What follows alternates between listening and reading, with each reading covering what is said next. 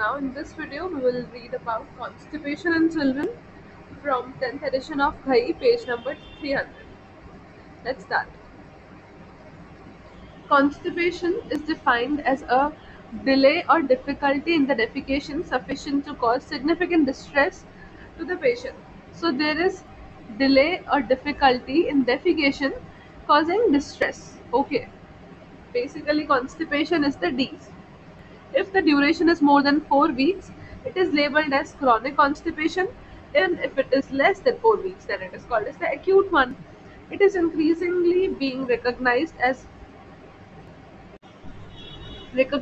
a common problem in children and is associated with both physical and psychological morbidity and a poor quality of life. Due to constipation, no, there is poor quality of life.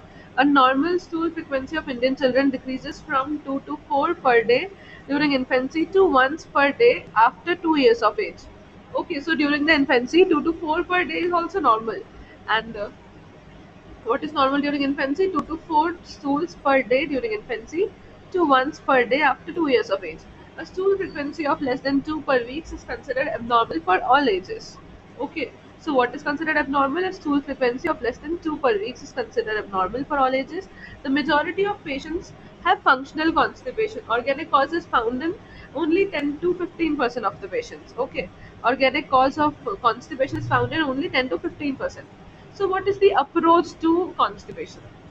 Details about the time of first passage of meconium, pattern of stooling, presence of blood in the stools, diet, stressful life events, and urinary symptom, drug intake, and previous surgeries should be known. So, what we have to ask in history is first passage of meconium, this pattern of the stooling, presence of any blood in stools, diet, stressful life events, urinary symptoms, drug intake, and the previous surgeries. Okay. A predominantly low fiber diet, that is milk based diet, and a sedentary lifestyle contributes to constipation. A complete physical and neurological examination is essential. Examination should look for features of spina bifida also. There is pigmentation or tuft of hair on the lower back. So we have to look for the spina bifida in examination. And if there is a milk based diet that is also contributing to constipation, power in the lower limbs, perianal sensation, tone of anal sphincter, and fecalith of the abdominal or rectal examination. This should so what we are going to look in examination: features of spina bifida, power in the lower limbs, perianal sensation, tone of the anal sphincter, fecaliths on the abdominal and rectal examination. Okay, these things we have to remember. Features of spina bifida, power in the lower limbs, perianal sensation, then tone of the anal sphincter, fecaliths on the abdominal and rectal examination. Red flags like the failure to thrive, blood in stools, recurrent fever with the loose stools, recurrent vomiting, lump in the abdomen, and recurrent chest infection should alert the physician to suspect any organic etiology.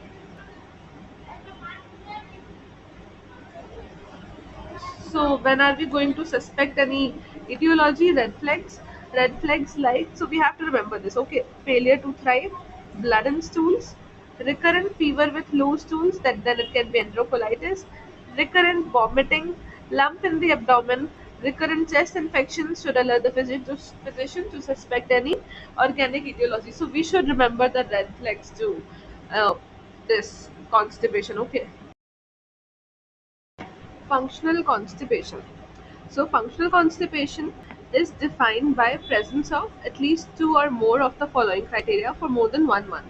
So, we should know when to label a patient with functional constipation. There is a criteria for more which should be fulfilled for more than 1 month. What's the criteria? Two or fewer defecations per week. I mean, two or less than two defecations per week. At least one episode of fecal incontinence per week after the acquisition of toileting skills. Okay, and there is history of retentive posturing. There is history of painful or hard bowel movements, presence of large fecal mass in the rectum or on per I think per rectal examination. Where is it? Oh. yeah, per abdominal examination. Okay, and history of passage of large diameter stools that may obstruct the toilet, applicable only for children who use the Western type of toilet. Okay, so this is the criteria that we need to remember. So let's understand this criteria first. This criteria should be present. To label a patient with functional constipation, there should be at least presence of at least two or more of the following. At least two or more of the following. Okay, criteria for more than 1 month. So we need at least two. Starting with first one, it is easy, like passing stools only 2 times or less than 2 times per week. Okay, second criteria is there is fecal incontinence, which is stool leakage at least once a week. And the third one is there is retentive posturing. What does this retentive posturing mean? Child tries to hold the stools in because passing stools hurt. Its example can be like crossing legs and standing stiff and hiding in the corner or tightening the buttocks. These are all examples how the child will attain a retentive posturing. There is history of painful or hard stools uh, and a big fecal mass. Okay, so this was the criteria. Moving ahead, children with the functional constipation pass large, hard stools and display stool withholding behavior characterized by stiffening of the whole body and screaming in infants, to walk on tiptoes or tightening of the buttocks in the older children. Okay, how will infants present with? Stiffening of the whole body. They are, like trying hard to hold the stools and screaming in infants. And to walk on toes and tightening of the buttocks is seen in the older children. This is often misunderstood by the parents as if the child is trying to defecate, often an acute illness. Okay, so is the children is tightening its buttocks? No. So they might feel that he's applying pressure to pass the stools, but in the opposite, the child is trying to hold the stools inside because passing stools hurt. So this is often misunderstood by the parents, and often an acute illness, change in the diet, and coercive toilet training or non-availability of the clean toilet leads to this delay or the non-passage of the stools. The stools become hard and can cause pain on passage, which leads to association of defecation with pain and further withholding. So what happens is the stool now then that becomes hard and can cause pain and on passage, which leads to association of defecation with pain and further withholding. This further increases the stool size and hardness with more pain on defecation. So then the cycle is building. Okay, because of painful passing of stool, child is trying to hold it, and again because of holding, the size increases and the stool hardens and it causes more pain. So child with functional constipation have abdominal pain in 10 to 70% of the cases, anorexia in 10 to 15%, enuresis or urinary tract infection in 30%, and psychological problem in 20%. Okay, this was the child with functional constipation. Now, how will we manage it? No investigations are required for the diagnosis in majority of the children with functional constipation. The management approach is shown in this figure that we will read. It includes disimpaction and maintenance therapy. So, how will we manage is disimpaction and maintenance therapy. In disimpaction, what is going to happen is it is required in patients who have a rectal impaction. There is presence of large hard mass of feces on rectal examination or abdominal feculates or retentive encompresses. So this disimpaction is required, not in everyone, but it is required if there is presence of large hard mass of feces on the rectal examination or abdominal feculates or retentive encompresses. Rectal impaction is responsible for progressive dilation of the rectum over time and increased threshold volume for the rectal sensation and defecation.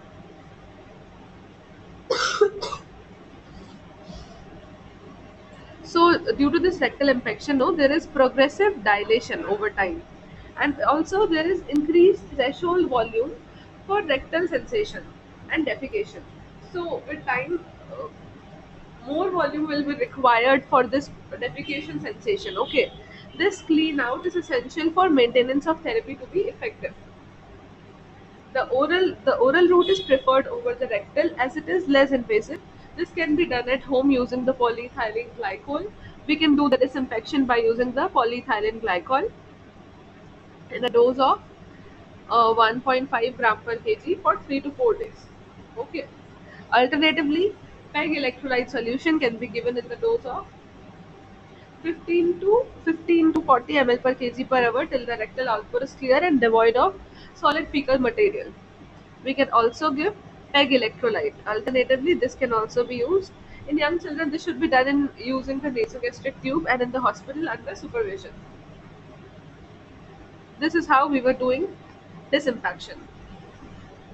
In uh, Intravenous fluids may be required in small children to maintain the adequate hydration. Okay, IV fluids may also be required in small children. An alternative to oral administration of polyethylene glycol PEG is the use of phosphate enema. So alternatively to the PEG, what we can use is this phosphate enema can also be used. Contraindicated in less than 1 year old. This phosphate enema should not be used in less than 1 year old.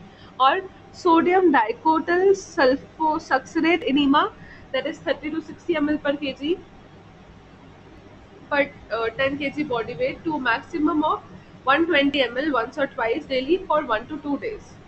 Repeated rectal enema should be avoided.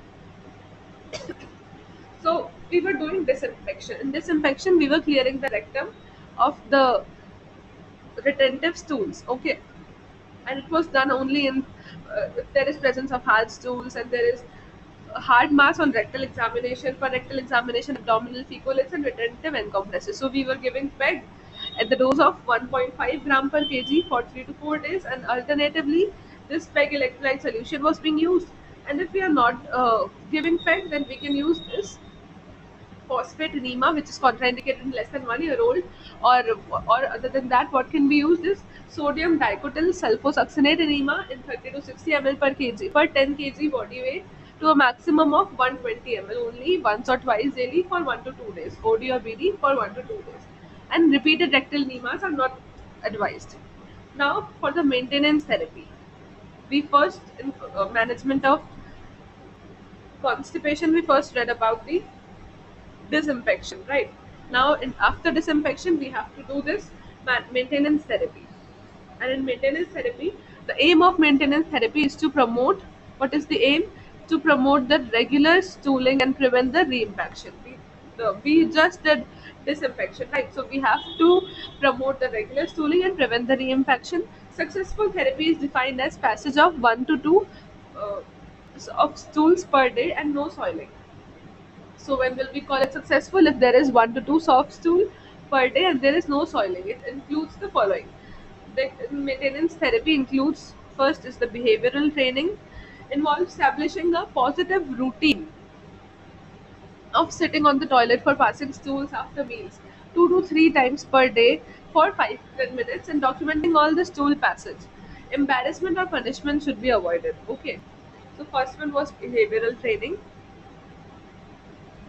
in which we were establishing a positive routine of passing stools after meals, right? So 2 to 3 times of sitting is required for 5 to 10 minutes.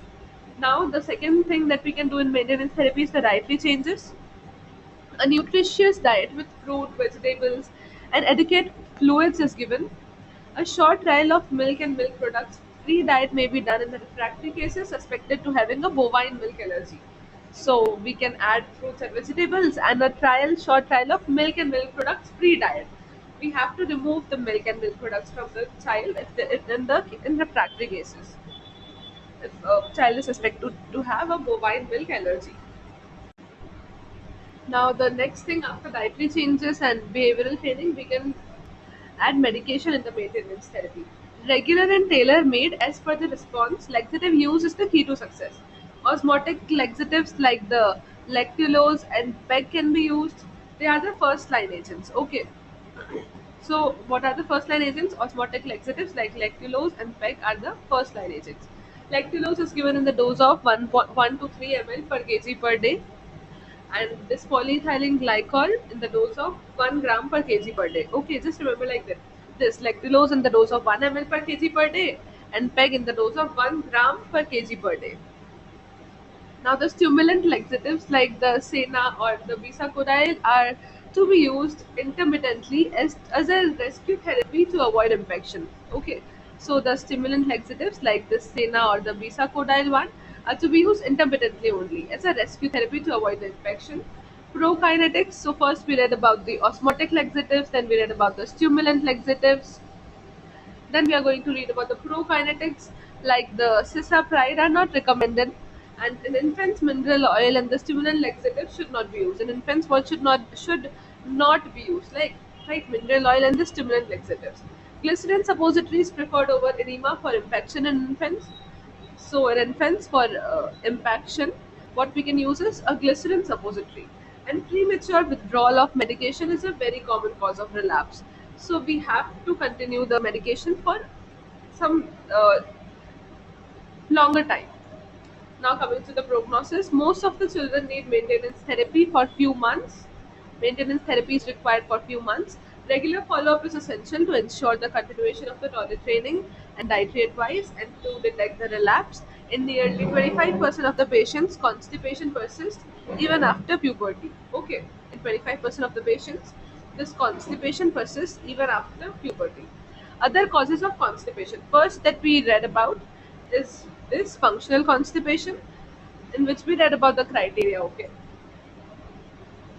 there was just hard stools, and due to child was trying to hold it, and because of that, the hard stools again hurt. So we did the disinfection and then the maintenance therapy, which included behavioral training, dietary changes, and the medication. Medication mainly, first line was lactulose and PEG, and second line was for second line, I mean, we can use that intermittently. Stimulant laxatives can be used like Sera and the Bisacodyl. Now, this is let's read about the other causes of constipation. A subgroup of children with the red flags or constipation that fails to respond to more than 2 months of optimal medical management despite compliance, that is called as the refractory constipation, needs evaluation. The main modalities of the investigations are as follows. So, when we have to do evaluation, when we diagnose it as the refractory constipation, and when we are diagnosing it as the refractory constipation, if there are children with the red flags or constipation fails to respond to 3 months of optimal medical management. Okay, after 3 months of management for constipation, the child is not responding. So in that case, we have to do certain investigations like rectal biopsy. A full thickness rectal biopsy or suction biopsy is required to rule out.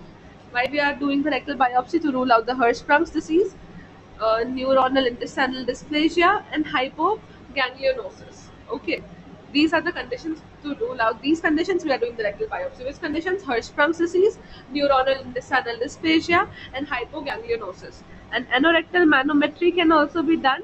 In normal persons, the internal anal sphincter shows relaxation and on distension of the rectum with a balloon. This is known as the rectoanal inhibitory reflex. There is a and its presence excludes the diagnosis of Hirschsprung's disease. So what we read in anorectal manometry is what happens in normal person is um, if there is distension of the rectum with a balloon, no, so that internal anal sphincter shows relaxation. Okay, this internal anal sphincter shows relaxation. This is known as the rectoanal inhibitory reflex, and if this reflex is present, no, then it excludes the diagnosis of Hirschsprung's disease. Now, the another investigation that can be done is the MRI of the lumbosacral spine. It is useful for diagnosis of spina bifida occulta or tethered cord. Okay, why we are doing the MRI of lumbosacral spine? For the diagnosis of spina bifida occulta or the tethered cord. Also, colonic transit studies can be used. Assessment of the total and the segmental colonic transit time is done either by a radio opaque markers or by scintigraphy. There is assessment of this total in the segmental colonic transit time. How much time the stools or the feces are taken to transit from a particular segment of the colon. It is done by the radiopaque markers or by scintigraphy. Based on the transit studies, this colonic motility is defined as the normal colonic transit, or there was a slow transit, constipation, prolonged transit throughout the colon, or there is any outlet obstruction, that is delay in the transit through anorectum. Okay. And the last investigation that can be done in refractory constipation cases is metabolic, endocrine, and the others. It is useful to screen for hypothyroidism, cystic fibrosis, hypercalcemia, celiac disease, and the lead poisoning. These are the conditions which can be screened by this. Now let's read about Hirschsprung's disease. Or we can continue. No, let's read about it. We are going to read about the Hirschsprung's disease. This is the common congenital gut motility disorder with an incidence of 1 in 5,000, and it is characterized by what is happening is a lack of ganglionic cells in the submucosal and myelinic plexus of the distal intestines. There is a lack of ganglionic cells where in the submucosal and the myelinic plexus of the distal intestine, last part of the intestine. Okay, the distal rectum is aganglionic, and the aganglionosis extends proximally in the variable length of colon. So basically, what is aganglionic is the distal rectum is aganglionic. There is absence of ganglion in the distal rectum, and this aganglionosis extends proximally in the variable length of colon. It can be present in different sites and variable length of colon. The absence of the enteric neurons leads to tonic contraction of aganglionic segment and functional obstruction. So because of the absence of this ganglions, there are certain aganglionic segments, right? And this leads to tonic contraction of the aganglionic segment, and there is functional obstruction due to this tonic contraction. So the segment where the neurons are not present, no, they contract, and due to this there is a functional obstruction. This multi-genetic disorder can be familial or sporadic. Okay. Down syndrome is one of the most common associated malformation. Okay, this is important that this Hirschsprung's disease is commonly associated with Down syndrome. Hirschsprung's disease is classified by the length of involved bowel. Okay, how much length of the bowel is involved, then it's classified with 75% of the cases having the classic or the short segment rectosigmoid. In 75% cases, it is rectosigmoid. In 15 to 20% cases having the long segment, that is colon proximal to the splenic flexure. Okay, in 15 to 20% of the cases, and the 5% of the cases having total colonic aganglionosis, that is entire colon with less than 50 centimeter distal ileum. Okay, entire colon is not having the ganglions, then it is called as the total colonic aganglionosis. Entire colon with less than 50 centimeter distal ileum. Okay, and rarely total intestinal aganglionosis involves longer segments of the small bowel. Affected infants present shortly after birth with constipation and signs of distal obstruction. About 60 to 90% of the children with the Hirschsprung's disease fail to pass meconium in 48 hours of the life. This is important. Okay, so if suppose if an infant has a Hirschsprung's disease, so he or she will not pass the meconium in the first 48 hours, and this will happen in about 60 to 90% of the cases with Hirschsprung's disease. Okay. Occasionally, the disease is missed and the child presents later with the chronic constipation, because there is chance of 30 to 40% children passing meconium in the first 48 hours. Then how will we suspect that the child has Hirschsprung disease? So later, the child will present with the chronic constipation, failure to thrive, episodes of enterocolitis, that is loose stools with the blood and mucus. Okay. Presence of empty rectum on the rectal examination with a gush of liquid stools on withdrawing of the fingers suggests the diagnosis. Okay, this is something that is associated with the Hirschsprung's disease only. What?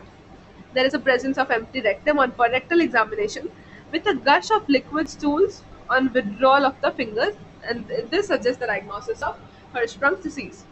In neonatal period, plain X-ray abdomen reveals bowel distension with multiple air fluid levels and the paucity of air in the pelvis. So if we do a neonatal pelvic X-ray, neonatal plain X-ray abdomen, then it will reveal what? Bowel distension with multiple air fluid levels and paucity of the air in the pelvis. A carefully performed barium enema without prior colonic preparation and slow injection of the contrast clearly delineates the narrow aganglionic bowel and transition zone and proximal dilated colon in the Hirschsprung's disease. So if we perform a barium enema, no, then we can clearly identify the narrow ganglionic segment, segment, and there will be a proximal dilated colon also, right? So it's shown in the figure 12.12. We will see this. Look at this photo. Barium enema showing Hirschsprung's disease.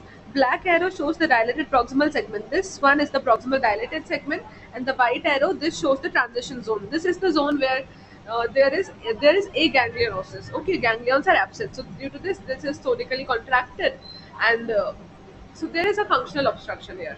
Okay. Continuing after this, in contrast, in the functional constipation, the rectum is grossly dilated with a rectum to sigmoid ratio of more than 1 and absence of any transition zone. Okay. So in functional constipation also there was dilation of the rectum, right? But how will we differentiate between these two? In functional constipation, the rectum was grossly dilated. Functional constipation, the rectum was grossly dilated with a rectum to sigmoid ratio of more than 1 and absence of any transition zone. However, a normal barium study does not exclude the Hirschsprung's disease. So this is how we will differentiate between functional constipation and the Hirschsprung's disease. That in Hirschsprung's, no, there will be a transition zone. Functional. This is important to remember. Okay, moving ahead. Absence of rectoanal inhibitory reflex. I don't know why I'm reading it again and again as a reflux. It is reflex on anorectal manometry suggests a Hirschsprung's disease. Okay. On anorectal manometry, if there is absence of what? Rectoanal inhibitory reflex, then it is Hirschsprung's disease. Rectal biopsy is the gold standard for the diagnosis. Okay, what is the gold standard? Rectal biopsy is the gold standard for the diagnosis of Hirschsprung's disease, with the full thickness biopsy being the ideal. Okay, and which type of biopsy needs to be taken? Full thickness biopsy. Absence of ganglion cells in the mindrick and the submucosal plexus confirms the diagnosis. Fine, we will see this in biopsy that there are a loss of absence of ganglionic cells. Hypertrophied nerves with increase in the acetylcholinesterase activity in the parasympathetic nerve fibers are seen in the aganglionic segment. So in the aganglionic segment, no, what will be seen? In the aganglionic segment, what will be seen? There will be hypertrophied nerves with what? Increase in the ACH activity in the parasympathetic nerve fibers. The main difference between the functional constipation and the Hirschsprung's disease are shown in the table again. We will read that. Management depends on the timing of diagnosis and is essentially surgical. Medical management is restricted to stabilizing the general condition and treating the episodes of enterocolitis. Okay, so mainly the management of Hirschsprung disease is surgical. Medical management, what we can do is just stabilize the general condition and treat the episode of any enterocolitis if happening. Definitive surgical treatment involves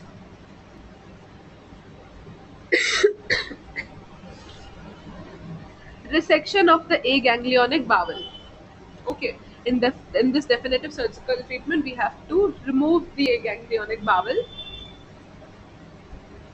Sorry, pull through and anastomose of the normal innervated ganglionic bowel close to the anal margin. So what we are doing is the normal bowel, we have to connect that to the anal margin. That's it. Effort is made to preserve the anal canal in the sphincter mechanism, thus preserving the continence. We have to make an effort to preserve this anal canal in the sphincters to preserve the continence. In patients with the delayed presentation, a colostomy in the ganglionic bowel is performed initially to relieve the obstruction and allow the dilated hypertrophied proximal bowel to return to the normal. So what was done? If the patients present late, In patients who present late, what is done? A colostomy is done. Why is it done? To relieve the obstruction and allow the dilated hypertrophied proximal bowel to return to normal. Okay. Subsequently, definitive surgery is performed. Okay. Now, less invasive laparoscopic and single stage surgeries are performed in comparison to the previous 2 to 3 stage procedure. In the long term, majority show improvement, but nearly two-thirds of the patients have some form of constipation or continence problem. And that's a big number, that two-thirds of the patients have this constipation or continence problem. Okay, so this was all about constipation. We read in detail about the Hirschsprung's disease and functional constipation. The thing that is just left is this difference. What is the difference between the functional constipation and the Hirschsprung's disease? So, in functional constipation, the passage of meconium is normal. Okay, this is functional constipation is developed afterwards. It is an acquired condition. So, the passage of meconium will be normal. In Hirschsprung disease, it is delayed. Onset of symptom is in functional constipation beyond 1 year of the age, and in Hirschsprung disease within the infancy. And this encopresis is present in functional constipation, but it is not seen in Hirschsprung disease. What is this encopresis? It is basically repeated passing of stools in inappropriate places, like in the underwear or the clothes. Okay, and this stool withholding behavior, it is seen in functional constipation. It is not seen in the Hirschsprung's disease. Episodes of enterocolitis, it is seen in Hirschsprung's disease. Okay. Growth failure is seen in the Hirschsprung's disease. Abdomen, it is distended again in the Hirschsprung's disease. For rectal examination, stool there will be empty rectum in the Hirschsprung disease, and there is gush of stools on removing the finger. In functional constipation, the stools are soft to hard stools are present. On barium enema, rectum larger than the sigmoid, ratio of more than 1. So in functional constipation, no, the rectum is larger because there was only rectal dilation. But in the Hirschsprung disease, the recto-sigmoid ratio is less than 1. Transition zone is seen. Recto-sigmoid ratio, I mean, rectum and sigmoid is less than 1. Okay, that means rectum sigmoid is more dilated. Anorectal manometry, rectoanal inhibitory reflex is present, and on anorectal manometry of in case of Hirschsprung's disease, that anorectal inhibitory reflex is absent, and in rectal biopsy, the ganglions are present, and in Hirschsprung's disease, the ganglions are absent. Okay, so this is all about constipation. Thank you. In next video, we will talk about abdominal pain.